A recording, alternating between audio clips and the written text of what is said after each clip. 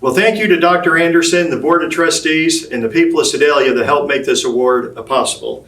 And thank you to the graduates for giving me the opportunity to be a part of your virtual graduation. And congratulations to all of you on your accomplishments.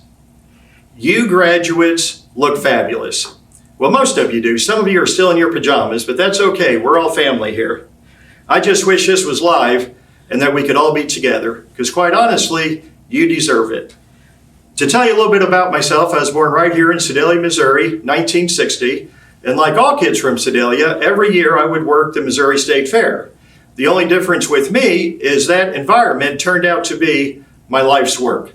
Since that time, I have lived in several different states across the country, including Tennessee, Pennsylvania, Texas, Massachusetts, Oklahoma, Washington State, where I currently live now in Georgia. And even though I've lived from coast to coast, the only place I've really considered home is right here in Sedalia. I met my wife Sue in Allentown, Pennsylvania, and we've been married 33 years. We have 7 children ages 23 to 30. Now, what makes our family unique is that within that group, we have a set of triplets and a set of twins. So at one point, we had 6 children under the age of 3 years and 10 months. Some years later, we had a 51-day period where we had 7 teenagers all at the same time. We were our own reality show long before they had reality shows.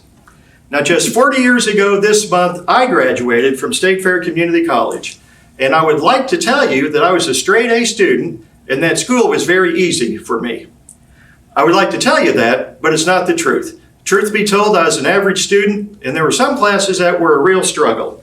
It was guys like me that made the upper half of the class look very, very good.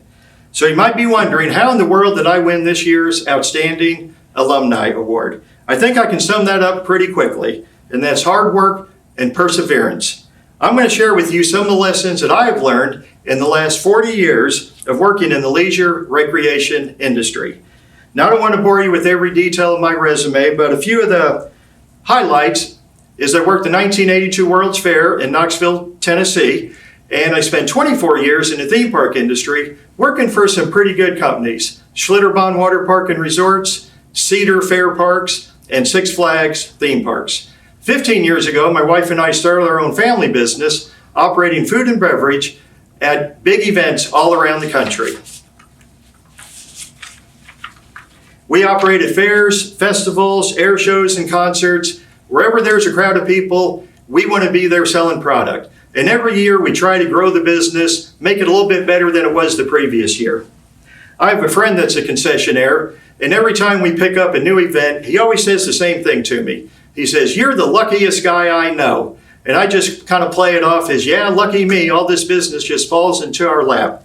But here's the first lesson that I'd like for you to learn, and that is the harder I work, the luckier I get. Working hard is what successful people do. And when you start your working career, I encourage you to do more than what you're being paid for. Be the first one to show up at work, be the last one to leave. And always, I mean always, be the hardest working person in the room. I am absolutely living proof that hard work and hustle can make up for a lot of mistakes. And please don't just chase the money. Chase the opportunity to be somewhere where you can learn your trade. The money will come later. Be the absolute best at what you do. The other thing I learned along the way is have a Bob the Builder attitude. If you'll remember, Bob the Builder was a cartoon, and his motto was, "Can we do it? Yes, we can. Can we fix it? Yes, we can." Have a can-do attitude. I can guarantee you that your boss does not want to hear about everything that cannot be done. Focus on the positive and find ways to achieve.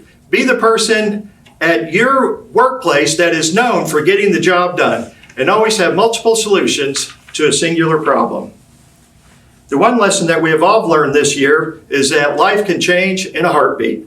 Because of COVID-19, everyone has had a change in plans, and there's nothing fair about it. But we've all had injustices in our lives. The secret is how you move on.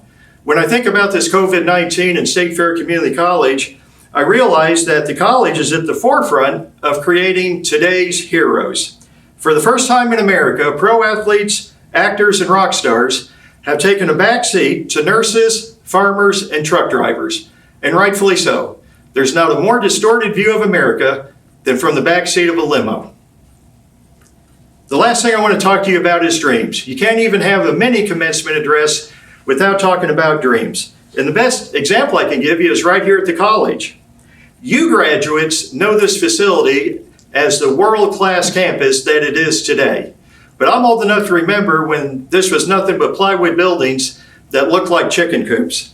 I'm here to tell you that there were some people with a vision in the late 60s that dreamt about the college that is here today. So dreams are absolutely important, because without dreams, there would be no Dr. Anderson. Without dreams, there would be no Fred Davis. Without dreams, there would be no Ron Winninger. Without dreams, there wouldn't even be a Lenny Freund. Walt Disney once said, all our dreams can come true if we have the courage to pursue them. But with your dreams comes a word of caution. Willie Nelson wrote a song many years ago titled, "It's Not Supposed to Be That Way."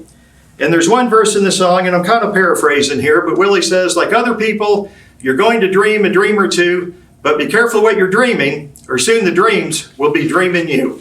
I think Willie had it right. You have to do more than dream. You have to have a plan. A dream without a plan is a wish. And I'm here to tell you, bankers do not finance wishes.